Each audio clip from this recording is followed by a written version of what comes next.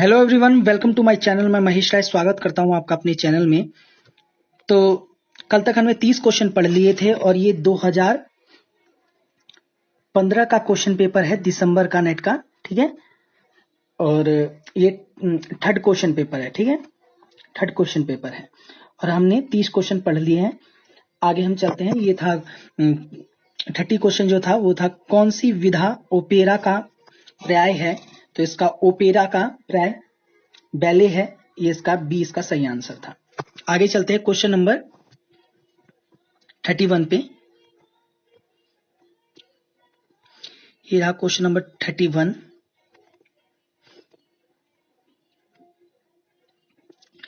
अभिकथन ए है, एक अच्छे संगीतकार के लिए यह आवश्यक नहीं है कि वह proportion, symmetry, harmony, balancing, variety, stability, स्ट्रिकेसी और इमोशनल वैल्यू का ज्ञान होने पर ही संगीत की रचना करे। कारण आर, इन सब का ज्ञान नहीं रखने वाला संगीतज्ञ भी संगीतकार बन सकता है। तो आपके ऑप्शन है ए सही है, आर गलत है, बी ए गलत है पर आर सही है, सी ए और आर दोनों गलत हैं और डी ए आर दोनों ही सही हैं। तो इसका जो सही आंसर है वो है सी, अभिकथन और कारण दोनों ही गलत है, ठीक है। क्वेश्चन नंबर 31, हिंदुस्तानी संगीत में मूल रूप से कितने ठाट प्रचलित हैं। ए 72, बी 36, सी 32 या डी 10।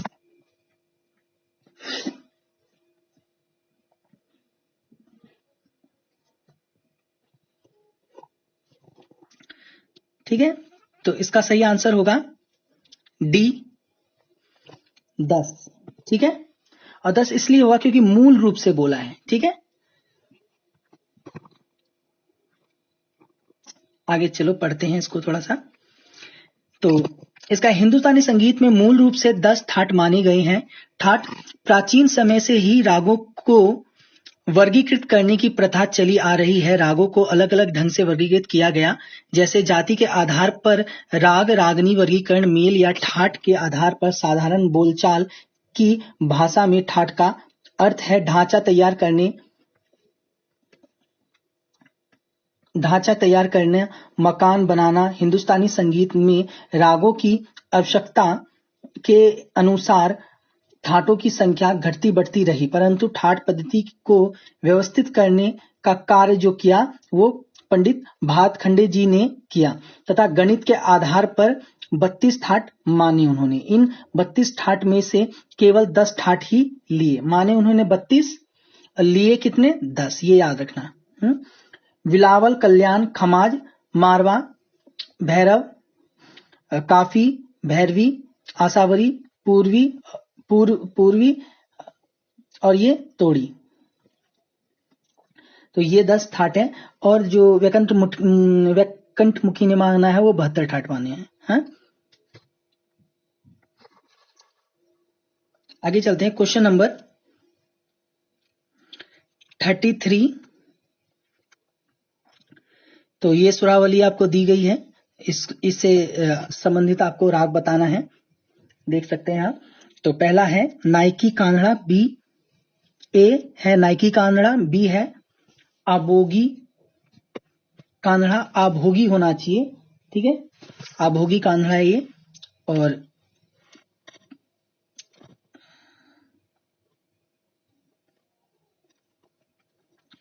सी है सुहा कांधड़ा और डी है सहाना कांधड़ा, ठीक है।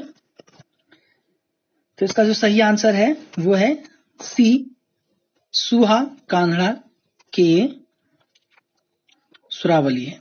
देख लो, म नी म प नी म प ग म नी प, ये है मग रेसा, मग म प सुरावली सुहा कांधड़ा से संबंधित है। सुहा कांधड़ा काफी ठाट का है, ये आपको याद रखना है। सुहा जो है वो काफी ठाट का है। जाति इसकी औड़प संपूर्ण है। वादी म, संवादी सा, गायन समय दिन का दूसरा पहर, ठीक है। नायकी कान्हा काफी ठाट का राग है। जाति इसकी साड़व साड़व वादी म संवादी सा गायन समय रात्रि मध्य रात्रि। ठीक है।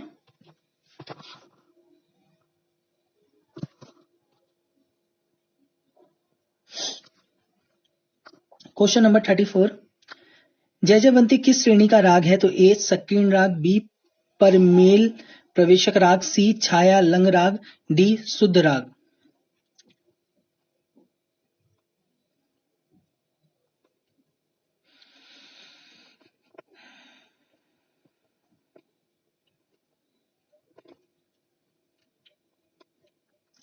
तो इसका सही आंसर है बी परमेल प्रवेशक राग है ये। ठीक है।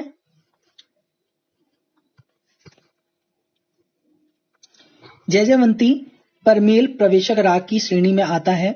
जयजयवंती राग खमास ठाट का राग है। जाति संपूर्ण है। वादी रे संवादी प न्यास के स्वर सा रे प है। गायन समय रात्रि का प्रथम प्रहर है। संप्रकृति राग देश है। ठीक है। जयजयवंती का जो संप्रकृतिक राग है वो देश है। टीजीटी में पूछा जाता है। वादी रे संवादी प है।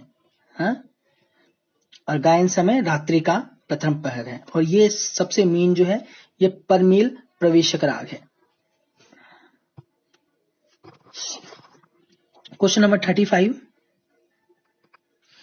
10 मात्रा की ताल जिसके एक आवर्तन में 6 बार धिन का प्रयोग किया गया है।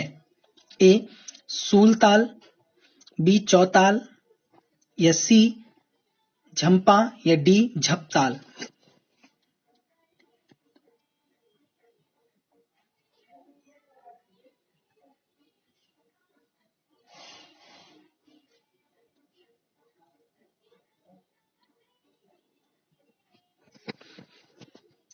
तो इसका सही आंसर है डी झपताल में। 10 मात्रा की ताल झपताल में 6 बार धिन का प्रयोग किया गया है। 10 मात्रा की ताल है जिसमें 4 विभाग होते हैं। 1 3 8 मात्रा पर ताली तथा छठी मात्रा पर खाली है। तो धिन धिन्ना धिन धिन्ना तिन्ना धिन धिन्ना 1 2 3 4 5, इसमें तो 5 ही है। धा धा दिन ताकिट धा दिन ताकिट कत गति न था, उसमें भी नहीं है। चलो इसको एक बार देख लेंगे। इसमें भी बताया गया है कि झपताल को माना गया है। तो शायद इसमें जो है जो झपताल जो बताया गया है वो लास्ट का जो हम जो यहाँ पे जो धिन पे जो हम खत्म करें उसको भी जोड़ दिया गया है। तभी इन्होंने 6 बार बताया गया कि 1 2 3 4 5 और ये 6 इस तरीके से बताया गया है। वरना चौताल में तो चौताल का हो जाता है धा धा दिन ताकिट धा दिन ताकिट कत गति दिन धा, तो इसमें तो आता नहीं है। और उसके बाद आपका आगे ये सूल ताल।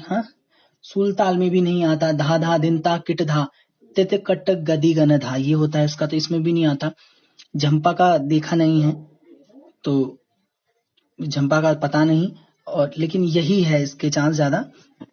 या तो इसमें 3 ताल होना चाहिए। 3 ताल में होता है धा धिन धिन धा धा धिन धिन धा, तो उसमें तो होता है। उसमें तो 9 बार होता है। तो इसमें इसका यही आंसर होगा कि कभी कभी ऐसा होता है अगर इसमें 5 बार दिया हुआ है, यहाँ पे बोला कि 6 बार किस में होता है तो हम कंफ्यूज हो जाते हैं। तो हम सबसे ज्यादा ये देखेंगे कि सबसे ज्यादा किस में यूज हो रहा है, धिन सबसे ज्यादा किस में यूज हो रहा है, फिर हम ये देखेंगे। अगर प्रॉपर किसी चीज का आंसर ऐसे बहुत सारे क्वेश्चन में होता है कि कभी कभी होता है कि इसमें तो हमने देख लिया कि 1 2 3 4 5, तो इसमें इतने ही में यूज हो रहा है, 5 ही हो रहा है यूज, तो कैसे होगा? अच्छा है बोल रहा है तो आप किसी में देखोगे 2 हो रहा है यूज, किसी में 3 हो रहा है, किसी में 4 हो रहा है, तो जिसमें सबसे ज्यादा हो रहा होगा, ठीक है, तो वो माना जाएगा। हमेशा याद रखना। और जो एक तो ये है, ये ट्रिक है।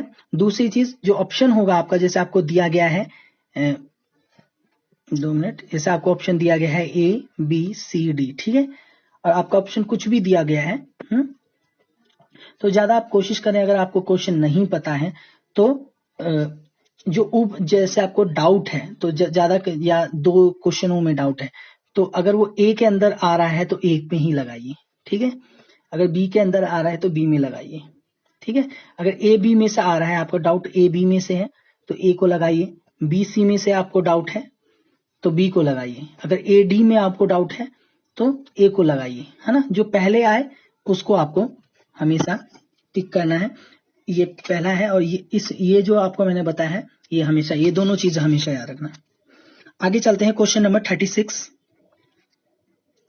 ऐसे और बहुत सारे क्वेश्चन में होता है, हर एग्जाम में होता है, टीजीटी पीजीटी नेट हर एग्जाम में होता है, ठीक है।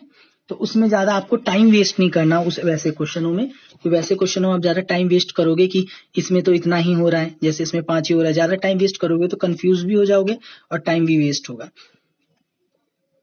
इसलिए मैंने आपको पहले बता दिया। और सबसे ज्यादा जो आपको गलतियां मिलेंगी तो वो आपको जो अलग जैसे यूपी के होते हैं एग्जाम होते हैं उसमें ज्यादा गलतियां दिखता है। नेट में भी 3-4 के करीब हर क्वेश्चन पेपर में देखा गया है गलती। ज्यादातर जो होते हैं केवीएस एनवीएस के जो एग्जाम होते हैं उसमें कम गलतियां देखा जाता है। और दिल्ली के एग्जाम में जो भी होते हैं तो उसमें भी कम गलती देखा जाता है, बाकी अदर स्टेट में थोड़ा सा ज्यादा देखा जाता है। एनवीएस और केवीएस में बहुत कम गलतियां होती हैं, और जो नेट होता है उसमें 2-3 क्वेश्चन तो होते ही हैं। तो ये रहा क्वेश्चन नंबर 36। किस राग में बागेश्वरी और रागेश्वरी दोनों रागों का प्रयोग किया जाता है? ए गुंजी कांधड़ा, बी खमाज गुंजी, सी माल गुंजी, डी पलाश गुंजी।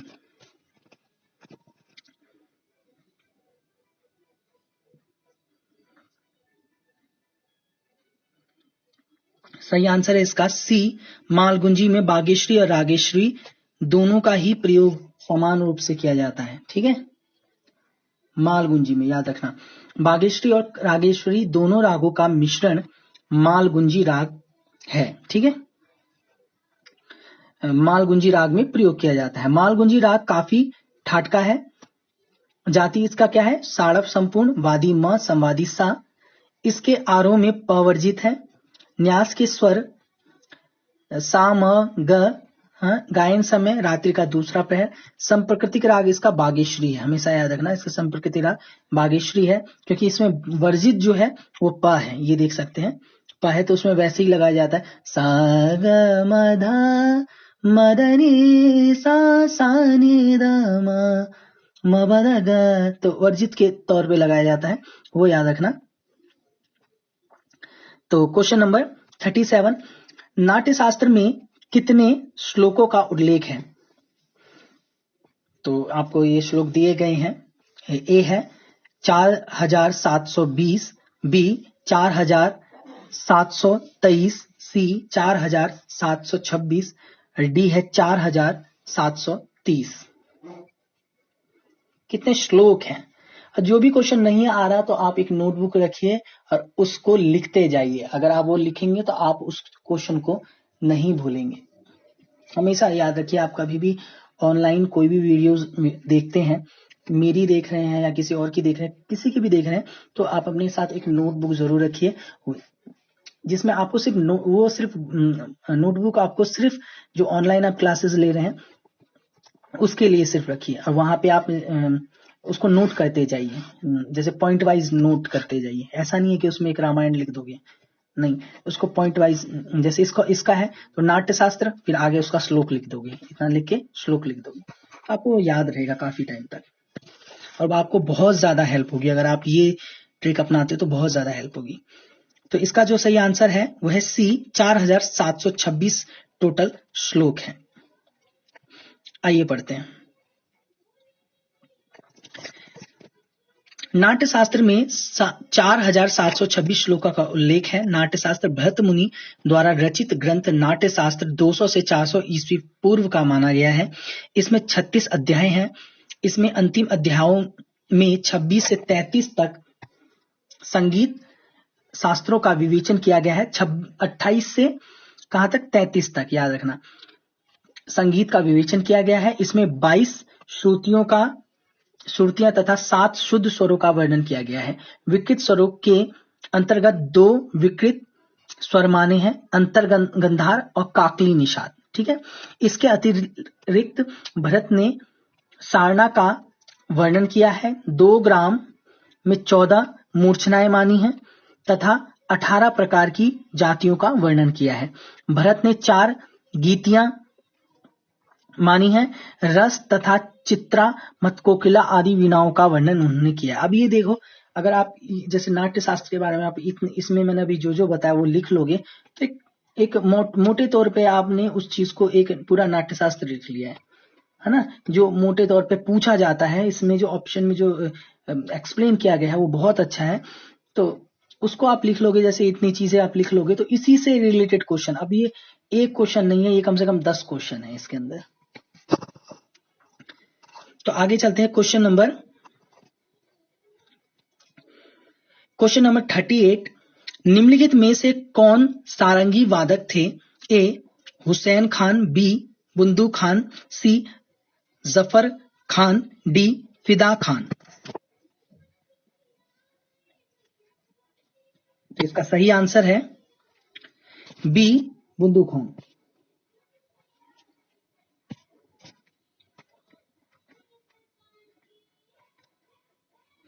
आइए पढ़ते हैं। बुंदू खान सारंगी वादक थे। उस्ताद बुंदू खान 1880 में इनका जन्म हुआ था और 1955 में 20वीं शताब्दी के पूर्वार्ध के दौरान एक सारंगी खिलाड़ी थे। ठीक है। और इनका जन्म कब हुआ था? 1880 में। इनकी मृत्यु 1955 में हुआ था। पटियाला घराने से थे ये।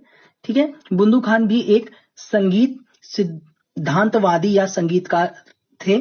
संगीत पर उनकी पुस्तक उर्दू में जौहर ए मौसिकी, जिसे हिंदी में संगीत विवेक दर्पण के नाम से जाना जाता है। ठीक है। संगीत विवेक दर्पण के नाम से इनकी जो पुस्तक है वो जानी जाती है। आगे चलते हैं क्वेश्चन नंबर 39।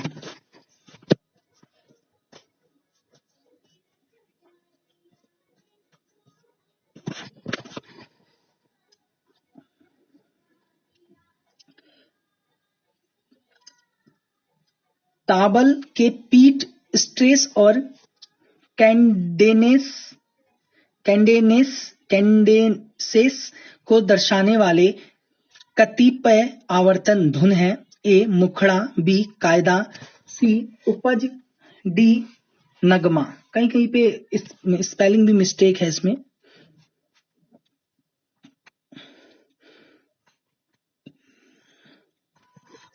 इसका सही आंसर है डी नगमा।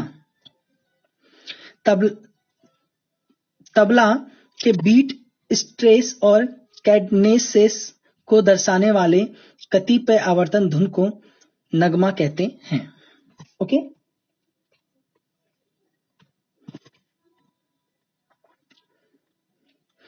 Question number 40। निम्नलिखित में से किस तत्व ने संगीत की निबद्ध और अनिबद्ध विधा के बीच विभाजन रेखा खींचा है? ए लय, बी मात्रा, सी छंद, डी ताल।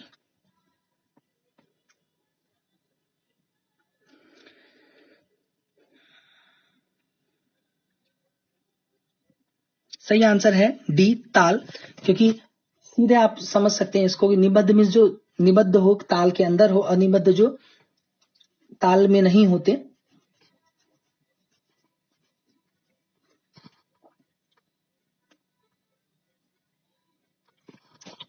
संगीत की निबद्ध और निबद्ध विधा के बीच विभाजन रेखा ताल ने खींचा है। भरत मुनि के अनुसार संगीत में काल नापने के साधन को ताल कहते हैं। बिना ताल के संगीत अधूरा है। ताल के बिना स्वरों का आनंद हृदय में उल्लास का सृजन करने में असमर्थ रहता है। ताल के 10 प्राण होते हैं।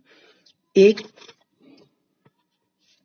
काल, फिर क्रिया, तीसरा कला, चौथा मार्ग, तीसरा अंग, पांचवा अंग, छठा यति, सातवां प्रस्तार, आठवां ग्रह, नौवां लय और 10वां जाति।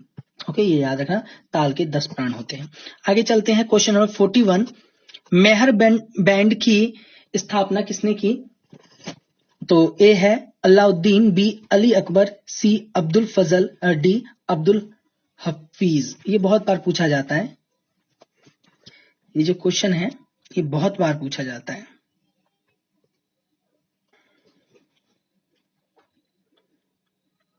तो इसका जो सही आंसर है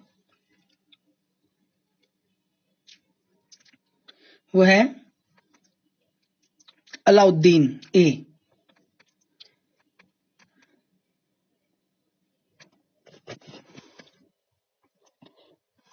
तो मेहर बैंड के संस्थापक अलाउद्दीन खां हैं।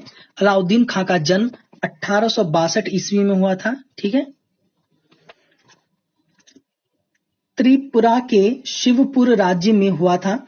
इनके गुरु उस्ताद वजीर खां थे। ठीक है, इनके गुरु वजीर खां थे, ये याद जरूर रखना, ये पूछा जाता है क्योंकि इनके गुरु का नाम।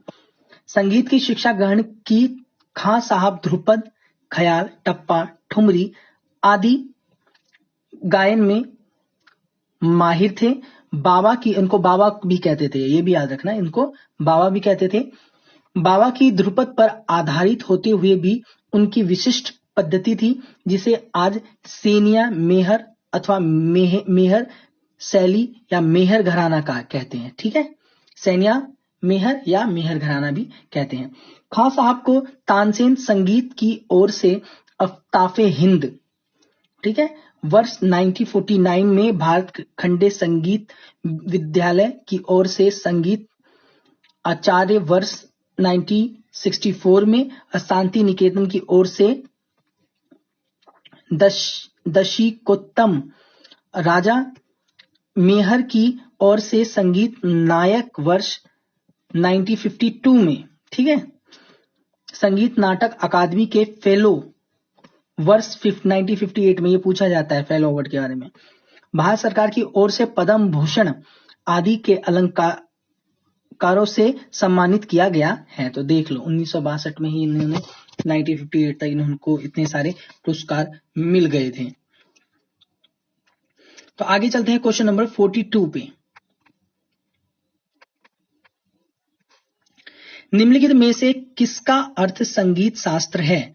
ए संगीत का वैज्ञानिक अध्ययन, बी ललित कला के रूप में संगीत का सुव्यवस्थित अध्ययन, सी संगीत से संबंधित ऐतिहासिक एवं सैद्धांतिक अन्वेषण, डी शोध क्षेत्र के रूप में संगीत का अध्ययन।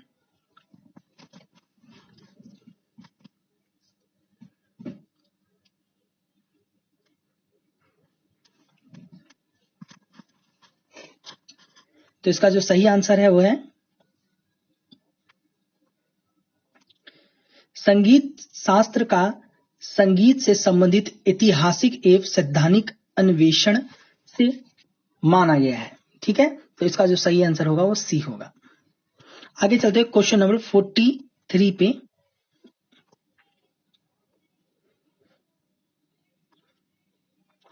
अभिकथन ए आनंद की उत्पत्ति उस तत्व से बताई गई है जिसे उपनिषदों में रस कहा गया है।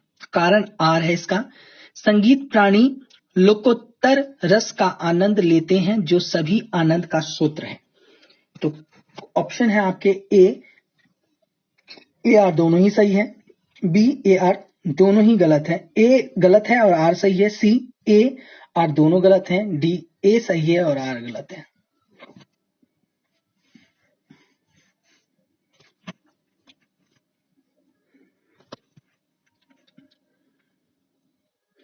तो इसका सही आंसर है बी, अभिकथन गलत है किंतु आर सही है, मतलब कि कारण सही है इसका। ये कारण है इसका, ये सही है और ये गलत है, बी होगा इसका। आनंद की उत्पत्ति उस तत्व से बताई गई है जिसे उपनिषदों में रस कहा गया, गलत है। और सभी प्राणी लोकोत्तर रस का आनंद लेते हैं जो सभी आनंद का स्रोत है, ये सही है। Question number 44। लता मंगेशकर ने किस गाने से हिंदी पार्श्व गायकी की शुरुआत की? ठीक है, ए नटाई चैत्राची नवाले। बी पा लागू कर जोरी रे श्याम। सी जननी जन्मभूमि। डी मैं खिली खिली फुलवारी। ठीक है।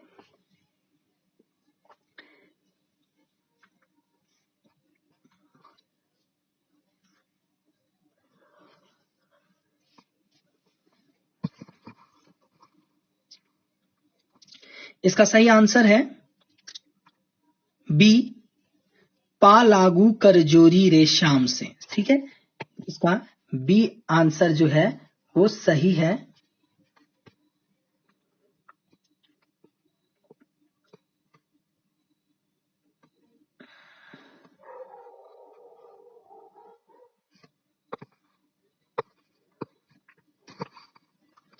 ये कभी कभी हो जाता है, उसके लिए मैं त्रुटि हो जाता है, उसके लिए मैं माफी चाहता हूं।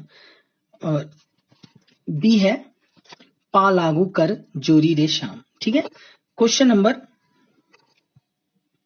देखो लिखा भी हुआ है, लता मंगेशकर ने पा लागू कर जोरी रे श्याम से हिंदी पार्श्व गायकी की शुरुआत की थी। Question number 45, doctor APJ Abdul Kalam क्या बजाते थे? ए नादेश्वरम, बी वीणा, सी सितार या D violin.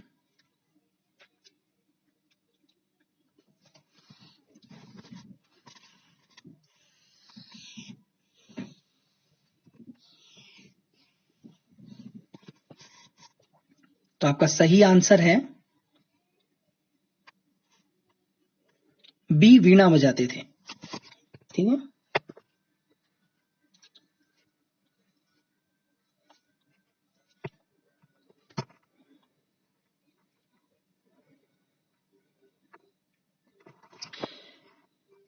Doctor APJ Abdul कलाम वीणा वाद्य बजाया करते थे। वीणा प्राचीन तथा मध्यकालीन सांस्कृतिक साहित्य में वीणा शब्द का प्रयोग तत् या तंतु वाद्य के लिए किया जाता है। संगीत में वीणा के दो रूप पाए गए हैं। पहला उत्तर भारतीय वीणा, दूसरा है दक्षिणीय वीणा। प्रथम को रुद्र वीणा तथा ब्रह्म वीणा भी कहा जाता है। वीणा बांस या आबनूस की लकड़ी से बनी होती है। याद रखना, जो वीणा है वो कौन सी चीज से बनी होती है? तो वो बार बार हो रहा है।